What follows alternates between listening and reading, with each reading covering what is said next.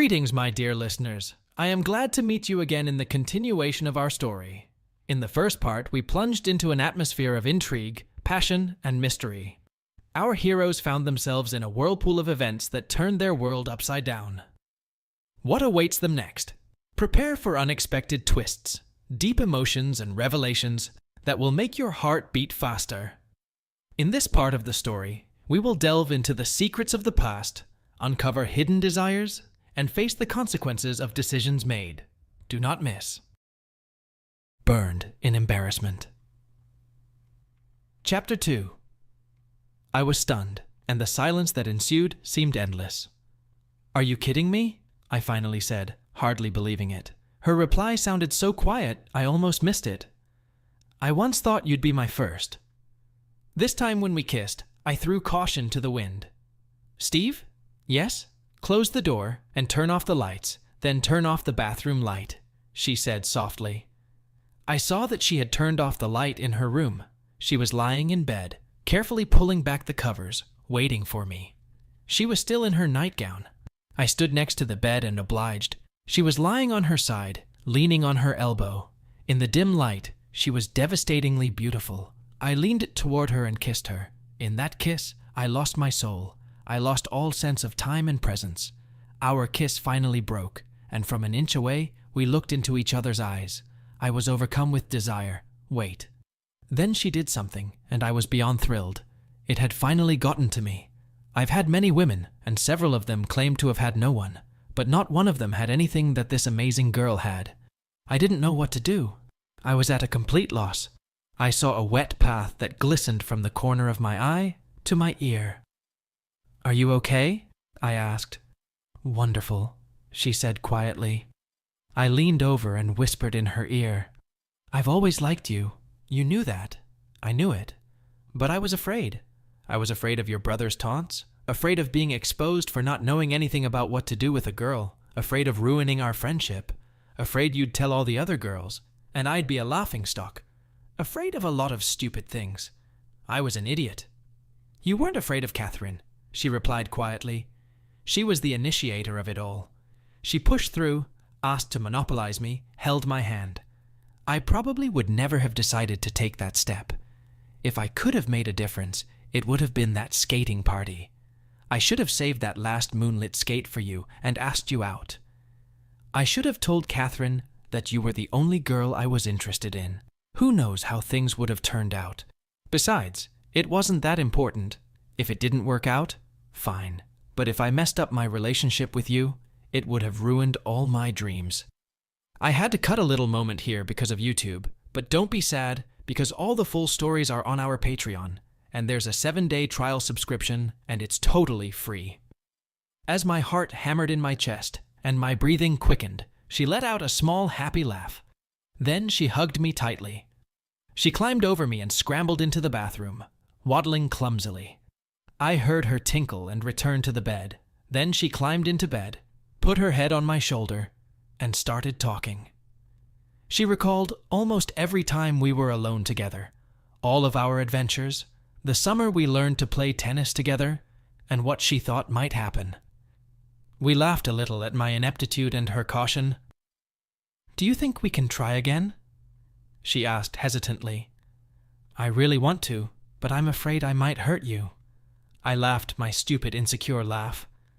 "So do it," she teased. I whispered to her, "Come up on your elbows."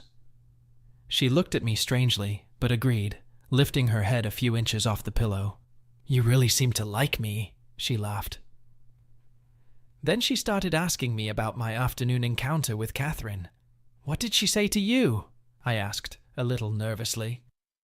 "No, you're going to tell me what happened." "I don't trust her," she insisted.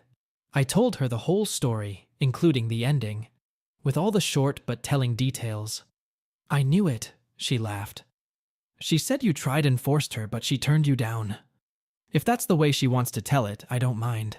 I'm in her debt. Let it be as she wants it to be," I said.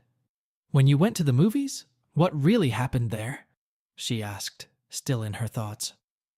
I wasn't sure what she was into, but in the end I told her the whole scene, everything I'd done, everything I'd allowed myself to do. At the end, I waited for a decision. She's such a liar. She said different things altogether. And the fact that she stopped you. Hardly. I laughed. Sherry was deep in thought. My hands stroked her back, the material of her nightgown, soft and silky against my fingertips. I think there's only one thing she did with you that we didn't, Sherry began, and then did something. You're the most beautiful thing I've ever seen, I told her. Right. And now I suppose you're going to confess your love for me, just like Catherine did. She said it with a note of bitterness I didn't understand. The difference is that back then it was the hormones of a 16-year-old teenager. But I've been in love with you for 3 years, and you know it, I said. And it wasn't until I said those words that I realized how true it was. Sherry didn't answer. Tell me again. I couldn't hold back any longer, nor did I want to. I love you, Sherry. I've loved you for as long as I've known you. I said it, knowing I was leaving in a few hours, not knowing when I would see her again. I love you, Steve, she said, and I felt her tears roll down my face. I looked up to see the sky brightening with the coming dawn and thought, here's another one you hooked on Catherine. I released myself from her embrace and kissed her. I've got to go. Tommy will be looking for me any minute. Somehow we spent the whole night reminiscing, sharing, and having a great time. It was so hard, but I pulled out of her embrace, tucked her into bed, and kissed her goodnight. Sleep for a couple hours. I can sleep on the bus, I told her. She was still wearing the cross I had given her. She was now holding it in her hands. Thank you for the Christmas present, she said with a small, sad smile. I kissed her again and retreated to the bathroom for a quick shower and shave. When I got back to my room, I got dressed and found a gift waiting for me on my suitcase. An 8x10 photo of Cherie, as beautiful as I'd ever seen her, with a small inscription on the back. Merry Christmas. Don't forget about me. Love, Sherry. I had just finished cleaning it up when Tommy knocked on my door and dragged me to breakfast and then to the bus. The rest of the trip went without incident. I made it home, picked up some gifts in Panama, saw old friends, and made it back to college in one piece. But I will always remember that first Christmas away from home and the best Christmas present I ever received. Not my first construction kit or the 114-piece Lincoln log tube. Not my first really cool bike, a purple spider bike with a banana seat, big handlebars, and a 3-speed shifter on the handlebars. Not my first electric guitar, a Fender, and an amp that I think my parents were a little hesitant about. No, Sherry's gift was the nicest gift I've ever received and may yet receive at Christmas. Just a thank you doesn't seem to be enough. So we have come to the end of this incredible story, full of passion, doubt, and deep feelings. A story about 2 young hearts who found each other in the labyrinths of youth and experienced a storm of emotions. The story about Stesha and Sherry is a story about ourselves, about our fears, our desires, our mistakes, and our victories. We were all once young, inexperienced, afraid of judgment, and wanted to be loved. Steve became a mirror for us, reflecting our own doubts and insecurities. Sherry is a symbol of purity, sincerity, and strength. She was able to forgive, understand, and give a chance for a new beginning. Her image is an ideal of femininity that inspires and makes you believe in the best. Their story is not just a romantic fairy tale. This is a deep dive into the psychology of relationships, where every step of the characters reveals new facets of the human soul.